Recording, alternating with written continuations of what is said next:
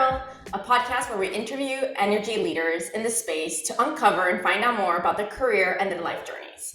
Today on the podcast, we have Whitney Eaton. She is the EVP, People and Sustainability at TGS, and she has spearheaded TGS's ESG strategy and sustainability reporting since she joined the company in 2014. Her background includes over 15 years of legal experience with significant knowledge on implementing and managing holistic corporate programs such as compliance and ESG, particularly within the energy industry. She was born and raised in Texas in a family with a history in the Houston energy industry. Is the daughter to two amazing parents who raised her with the belief that women could truly accomplish anything that they want. Is the proud but exhausted mother to her curious and strong-willed 6-year-old son and 4-year-old daughter, and the grateful wife to a partner who encourages and supports her career. Whitney, we can't wait to find out more about you, your career, and your life journey. And just by reading the bio, I could tell that your parents did an amazing job at instilling that in you at a young age, that you truly can do anything. And I think it truly showcases that you really can. So we can't wait to dig in a little bit into your story. Thank you for being here today. Thank you, and thank you for having me. I'm really excited to be here and to be given this opportunity. I think what you two are doing is really great, not just for women, but really for everyone in the industry to learn from and to grow from. So thank you. Thanks, Whitney. That means a lot to us. And we really want to start out discussing more about your parents. You mentioned in your bio what they meant to you, but you really grew up in a household where both your parents share the responsibility of raising you. Despite your mother being the primary breadwinner, which seems to be even more common these days, must have had a significant impact on your perception of gender roles and family dynamics, because in the very early stages, people didn't really have that perception of the mother really having being the breadwinner in the family at that time. And so and your mom was, so it was definitely not, as I would say, as acceptable as it is today in today's society. Can you tell us more about how this experience shaped you, and also what influenced you to take the path in the energy industry? No, yes. So I am incredibly grateful to my parents because they set kind of this framework or this template where I didn't realize, or from a very early age, I never realized that there were people who perceived limitations on the roles women could do, or even the roles men could do. Both of my parents raised both of our kids, both me and my sister. My dad would be the one who would take us to school while my mom was working. He actually went back halfway through to become a teacher, which is another situation at the time of particularly defying, I guess, traditional gender norms. And so it never occurred to me from a very early age on that there were people would place limitations on what I could do because I was a woman, or that there were only certain roles I could do as a woman. And so from an early age, I just was like, if I want to do it, I'm going to do it. Like this is really, and my parents supported that. They encouraged that. My dad, we're a big tennis family, and my dad, some of his favorite tennis players were female tennis players. And I can't think of another male that I know who would advocate a female athlete, or, be like, oh, this is a great athlete in and of itself. And so in my world and with my parents, it was always, you're who you are and you can do what you want. And gender isn't not relevant, but it's not a limitation. And that's something that both my husband and I today also very firmly believe. We are equal partners in raising our kids. I think people sometimes think women have an inherent knowledge on what it is to raise a kid. I've been very candid with my husband that I have no idea what I'm doing, and I'm Googling just as much as he is, or asking people, and that really helps. I mean, parental leave, it was a big part of that. He got with our son, he was given the opportunity early on to spend a month at home with our son while I went back to work. And that really, if you've been home alone with an infant, it's a lot of work, and what has to be done. And having both parents go through that, we both know what to do. And so there's no, oh, well, I don't know what I'm doing because you've been doing that the whole time. And so really, because my parents set that stage, my husband and I have the same belief, we very much, it's a partnership, and there's nothing that's inherently I have to do versus he has to do, or vice versa. And I think that's, I was very blessed to have a family that set those values, and very blessed to find a partner who shares those values. And I think it's also really kind of helped me in my career in that I just didn't view it as limitation growing up. So, It really shows the impact that your parents can truly have on you, as well as how they raise you to believe even just the fact that you could split it 50-50, or that you can also have the same career that your brother did, or even your daughter and your son, you're setting them up that they could both achieve the same thing. So it's really crucial how you parent. So, for all the young listeners, this is crucial. And what I'm happy though is in 2023, things are becoming a lot more normal, like Jamie was saying, where it's both men and women are parents. They're both taking paternity leave, maternity leave, helping each other out, and versus compared to the olden days. And so it's really nice to see that we're all progressing in that way. So we wanted to talk a little bit about, mental health. I'm glad as well that it's a subject that companies and corporate America, et cetera, are more open to talk about versus in the past. And so, your family was also very supportive around this topic. Not a lot of people necessarily get this, but you did. And so you've been open about your struggles with anxiety and just how your family has helped you through it. And even from a young age, they were open to talk about it, how you were feeling, etc. And so, as someone who's experienced this firsthand, what do you have, what kind of advice you have for allies who want to support their loved ones who are dealing with this type of, mental health issues?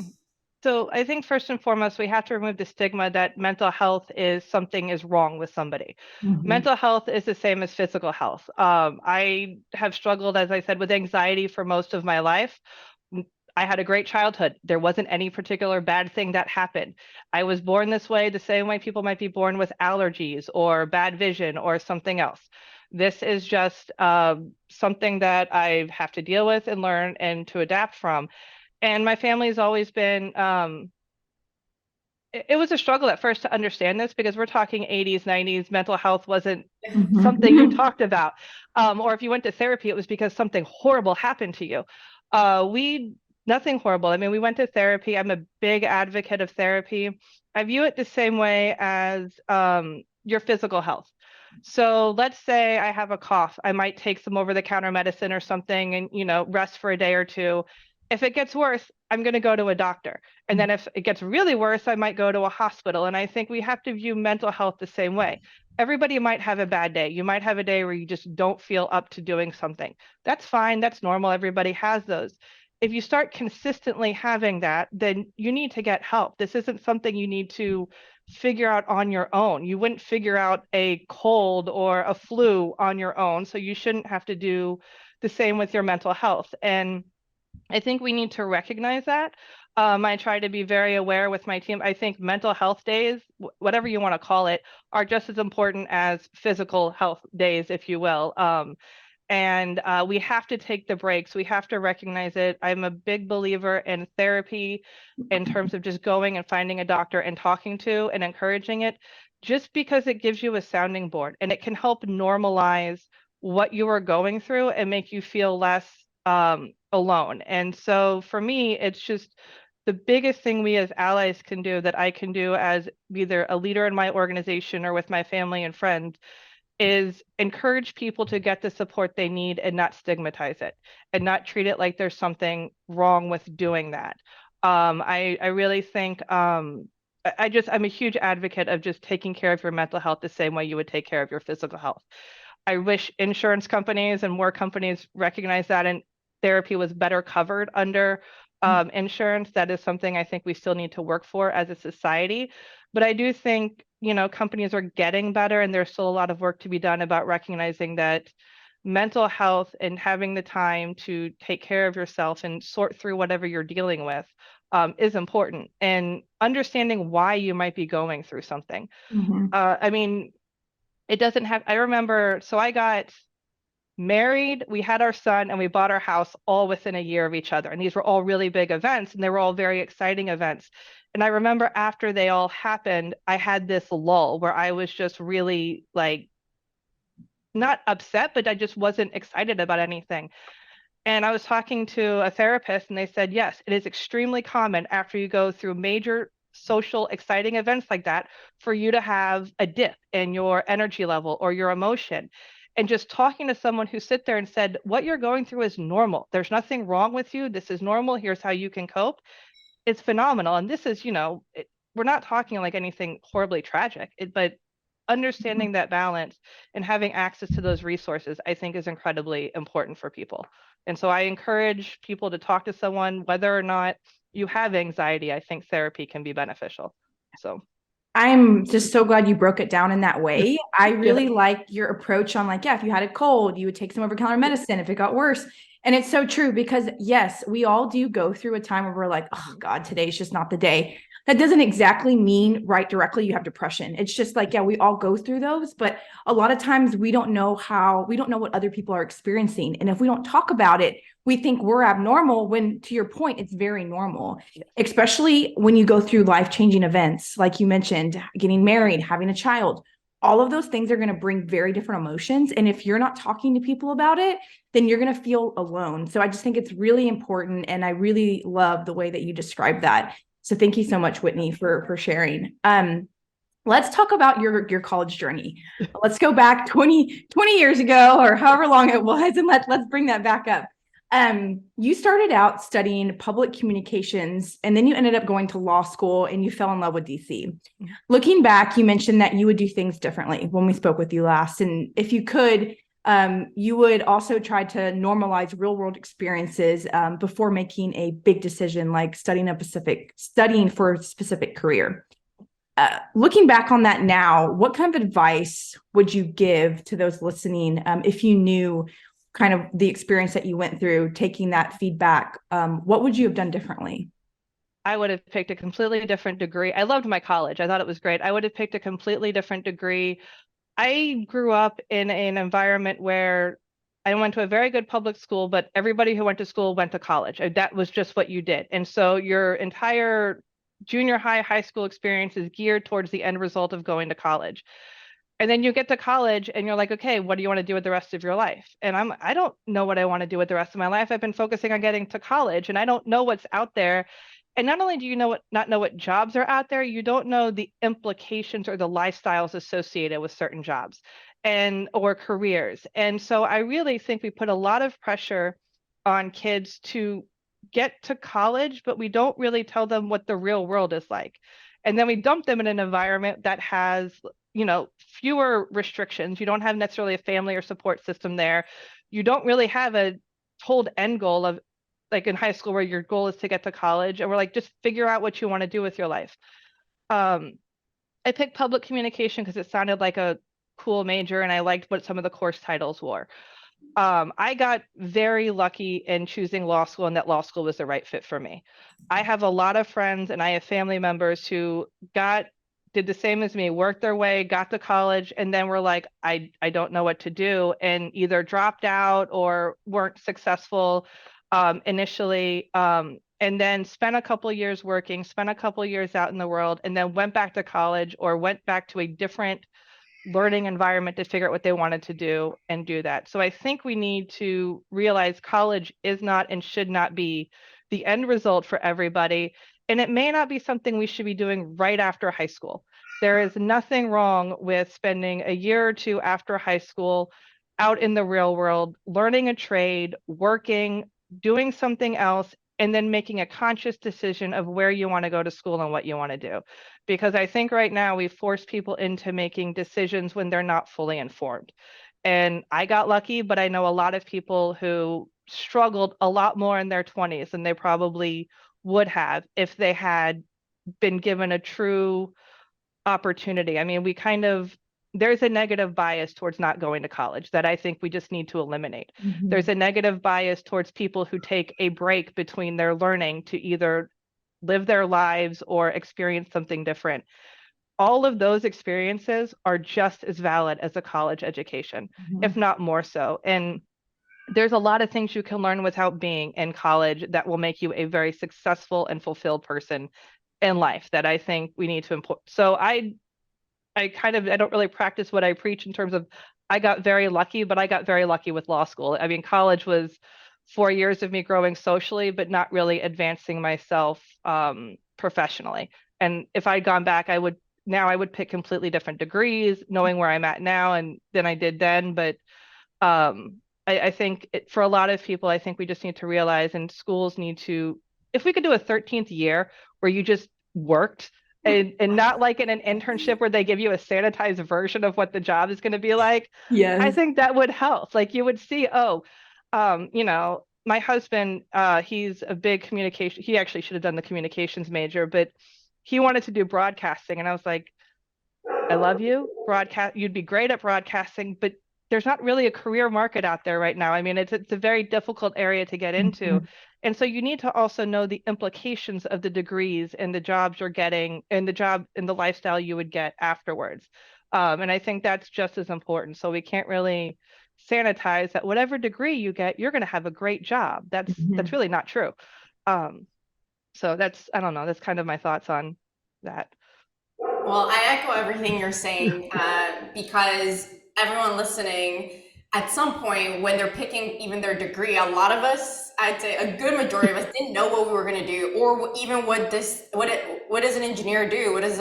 You think you know what a lawyer does, but once you actually go work at a practice, you're like, this is what I'm going to do for the rest of my life, right? So it's a big shock for a lot of us. So I do love what you're saying about just getting real life experience, because the real world is very different, and that's where Yeah. you quickly realize, do I want to manage people, do I want to talk to people, do I rather be behind a computer? And so I agree. I think that's a really good way to look at life, and maybe for our own future kids, instead of pushing them to go to college right away, it could even be some advice that we would give them. So um, talking about just corporate and with all your experience that you've had, especially now as EVP of people and being part of ESG for so long, how is it important for you when you were, climbing up the corporate ladder, to work for a company that values diversity and equality, especially when it comes to women in leadership positions, which is rare back in the day and still a little rare now, but getting better to see women in those leadership positions when you're going to go work somewhere. I'm sure a lot of women will research and say, okay, how many women are at the top? How many women managers? It's very important for us to see that representation. So can you tell us a little bit about kind of over your span of your career, how you kind of managed depending on what you saw in leadership when you went to work somewhere? Yeah, so I purposely looked for places that had women, not just women in their organization, but women in leadership roles. They would provide you female mentors. I think male mentors are just as important too. I think the more mentors you have, the better. But I wanted a company that promoted women as equally as men. And there's ways you can do all the research online, but one of the things I would look at in a lot of the companies, when I would go to interview, and interviewing at law firms, you interview 6 to 8 people generally, at first. If I didn't talk to a single female out of those 6 to 8 people at a law firm, that's problematic. I mean, you can't find someone I can talk to, or all the women only legal assistants. I mean, because there's things I will ask a female employer that I would not ask a male employer. What is your parental leave policy? Do you actually encourage it? How are women promoted? What are these? There's things that you can ask, but frankly, I would guess most guys don't know what a parental leave policy is for women in their company unless they're either about to have a kid, or their wife was gone through it. And so it's important to me when I'm going to a company that I find people that I can relate to and talk to, whether it's in leadership positions, but also in the departments I'm in. And so I've always done that. And then I think it's also important, and I was really lucky when I interviewed at TGS. My first interview was with our general counsel and the then executive in charge of HR, both of whom were women. And it's a subconscious thing, but there is just something about walking into a room, being interviewed by executives who are female. And I think a lot of men maybe take it for granted that when they walk into a room, there's going to be somebody like them in that room. There's not always going to be, and I've been in situations where there aren't, and it's not bad. You can make it work, but it's just nice knowing that there's somebody there who's been through something like you and got to where they're at. And I think so. You're not going to find diversity in every organization. You're not going to find the perfect workforce, but I do think it is important for people to find places where they can relate to the employees they're working with in whatever fashion, whether it's gender, race, sexuality, parenthood, age, all of these things. I think you need a company that embraces people like you. And that's, I think, important. And I've also been extremely lucky with the mentors I've had. both male and female have not taken gender into account. One of the first partners I worked for, he was a young father, and I was single, and so I didn't have kids, so very different experience. But he basically said, look, I'm going to come into the office at 7 every day. I'm going to leave at 6. This is my schedule. You don't have to follow my schedule. You follow the schedule that works for you. I will be available as you need me to be available, and you will be available as I need to be available, but we don't have the same lifestyle, and I don't expect you to live my lifestyle. Mm-hmm. And recognizing that and supporting that it was incredibly helpful, even though I didn't have kids and I didn't need all the flexibility that a new parent might need. Recognizing that there was someone who's been in that situation and is going through it is, I think, important. So what I like is that you touched on a few things. One, it's nice to be in a situation where there's other people in the room that look like you, but at the same time, there can be opportunities where you might be the first in that organization. And if you're the first and you have male supporters, I don't think that there's a less of an opportunity for you to succeed. And you had seen that throughout your career. There had been opportunities where maybe that you were the first one as far as a woman in that group, but the men supported you. And so I think that sometimes we might not always be able to be interviewed or be the whole executive team is female, especially in the energy industry, but there is a lot of male advocacy, and it's finding those right advocates for you. And I think we all have the opportunity to do that. So and then, sorry, to that point, actually, I do want to point out to the first person being in the room. So parental leave, I've said it a couple times here, that's a very big issue for me in terms of having paid parental leave for new parents, both the birth mother and the non-birth parent.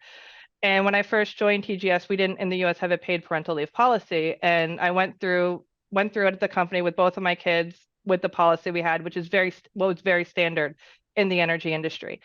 And afterwards, when I got up to the executive, or actually the VP position, I was like, we've got to change this. And I had an executive at the time who was in favor of it. And so I did a whole analysis. I go through all the costs, why we have to do a paid policy and everything.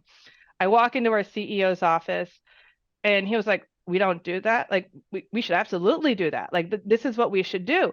And I realized I was the only person who had been at the VP or executive level who had been through our parental leave policy.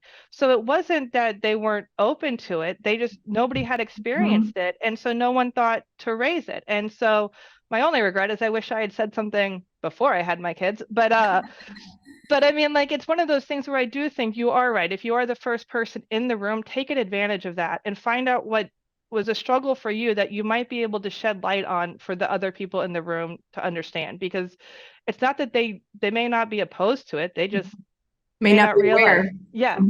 And so that's important, I think. So yeah, that really brings us into our next question, which is around you actually receiving a promotion while on maternity leave with your second child, which I would say for a lot of people, it's a really difficult time. It's just getting pregnant and then going on maternity leave and then thinking that you might lose there's always these negative thoughts that women have, and we're really trying to debunk that by 2023. Hopefully by next year, 2024, we're not thinking it anymore. But can you share with us like how your company supported you as a working parent too, because you'll dual career, and what advice you would give to those parents that are new to the parenting world, or maybe even going through this right now? Yeah, and I'm glad you brought up the anxiety, because I had such horrible anxiety that I would be replaced while I was on maternity leave, and then they wouldn't need me anymore. And I had, at the time, I was the compliance officer, and we had only one compliance function, so it was just me. So both times I went on leave, it wasn't like I had a colleague in compliance who could pick up my load. And so I would have to train somebody else in the company to oversee while I was gone. I was probably as shocked as everybody else getting the promotion while I was on leave. But what I would say is everyone was supportive of me going on leave, but I was very candid about it. And I wasn't passive in the plan for the company while I was on leave. So I went to my boss and I said, okay, I'm pregnant, I'm going to have a kid, I'm going to be out during this time period. Here's my plan and strategy for what I'm going to do before I go on leave to make sure it gets covered. Here's where I'm going to cover everything while I am on leave. And then here's, and so I kind of dictated how my role would be handled while I was gone. And my boss loved that. He was very appreciative of that, because it kind of, one, it gave me some security in ensuring that everything was getting taken care of. But two, it gave the company didn't have to worry about how do we fill this or if this person's gone. But everybody has. I was so terrified that I would be replaced because I was the only person who did my job, and all of a sudden, if I trained somebody else, Yeah. is that there? And then I also, after having kids, your schedule adjusts, things change. Mommy brain is 100% real. I'm very candid with people that it was about 9 months before I felt like I could think properly, and probably a full 18 months before I felt normal, any kind of normalcy again. And so you try to work through it, but I had people around me who just had kids themselves. They understood it. We were a flexible working environment in terms of if I said I had to work from home, I'll work from home this day because my kids are sick or we have to take them to the pediatrician. I'm also a hard worker. I only work from 8 to 5. If I'm doing something, I'll work in the evening. If I need to, I'll make it up. But I think there's a little bit of, if you take a bit of control over your destiny before you go on leave and kind of create the plan, I think that's really helpful. And you don't sit there and wait for the company to tell you how they're going to handle it while you're gone. That was, I think, one of the big ones for me. And then, just being pretty candid with people. I'd be like, look, I'll sit there and say, my 3-year-old had a meltdown this morning. I'm going to be 15 minutes late because 3-year-olds have meltdowns and this is how it is. And I think understanding that, I'm the same way with my team. One of my team members right now, her kids have a fever, and we all know that you can't take your kid back to school until they're 24 hours fever free. So anytime your kid has a fever, it's at least 48 hours, if not 72 hours, you have to be at home with the kid. And that's fine. We can work remotely as needed in today's society. We can take care of kids. It's just, I think, communicating and being aware and being transparent and trying to be proactive and not letting the company just figure it out while you're gone. But it's hard. I mean, it's just hard for everybody. New fathers, new mothers, it's hard. I really like that you mentioned about kind of the plan and strategy that you had before you went on leave. It's so important. And I want to say it again to everybody listening. When you know you're going to have a baby, make sure you set up a call with HR, with your boss. You tell them what the plan is for before you leave, while you're gone, and also when you get back. And I did that exactly the way you did because I was also afraid to be replaced. I was the only one doing, what I was doing. But I truly felt like I had control over my career at that point, where a lot of women feel like they lose control and they say, I don't know what they're going to do with me, and I don't know when I'm coming back to what role. And I if you look, you should be having a meeting with HR. It's like almost part of all companies to what are you going to be doing? When are you coming back? How long is your leave? And then when you get back, you also need to have a meeting with HR and with your boss to say, what do the next 6 months look of me reintegrating myself? And so it's crucial that you do that. So I'm really happy you mentioned that because you do have to take ownership in that period of driving your career. And I would also add that I think the non-birth parent, the father, the spouse should also take the leave. We often think birth mothers can do it all, both recover from giving birth and take care of a newborn. And no, no, you need a second person there to take care of a newborn while you are recovering. Think about it. I just had very minor medical procedure. Everything was fine, but a minor medical procedure. We're at outpatient surgery, had to come home, be home for 2 days. It was the first time since I had birth that I had a medical issue where I could just sit there and I didn't have to also take care of a kid while I was recovering. And that, I think we have to recognize that the mother is recovering. That's why she's taking the time off. She's not taking the time off to take care of the newborn. That's why you need the other parent there. The other parent is there to take care of the newborn while the mom is recovering. And they're two different people who are being served by the leave. And I think we need to normalize and recognize that. So I also think all fathers or the non-birth parent, absolutely take your leave. Take it in the way that makes sense for you and your family. The way we offer it at TGS is you have 12 weeks over a 6-month period of time, so you can stagger it as makes sense for your family, but you need to take it as well. It's just as important. So. Thank you. Yeah, it's all about normalizing, especially for the men stepping into those roles. So to end the podcast, we had a question for you on just some advice. So as a successful female executive in a male-dominated industry, what personal traits do you think have helped you become a great leader? And what changes do you think we still need to do in the industry to increase the number of women in leadership roles? Because even though we've done a great job over the, let's say, the last 10 years, we've seen a big increase, it's still very small. It is too small. And it still need to encourage people to get into the roles. So what I would say to women going out there, ignore the self-doubt. I had so much self-doubt about why I was in the room, if I deserved to be in the room, if I was just as good as everybody else in the room. And I think because of that, I probably wasn't as assertive or aggressive in opportunities that could have otherwise been available to me. If you are in the room, take advantage of being in the room. Take whatever opportunity is there. Ignore any doubt that's telling you why you got in the room. It's not because of pity. It's not because of your gender. You're in the room for a reason. And that is, I wish I had ignored self-doubt a bit more growing up. And then the other piece that I would say, I'm not the smartest person in the room. I work in an office full of incredibly intelligent people who have multiple PhDs and all of this. But what I do know is I will work just as hard, if not harder than anybody else in the room, and I will commit and complete a task and project.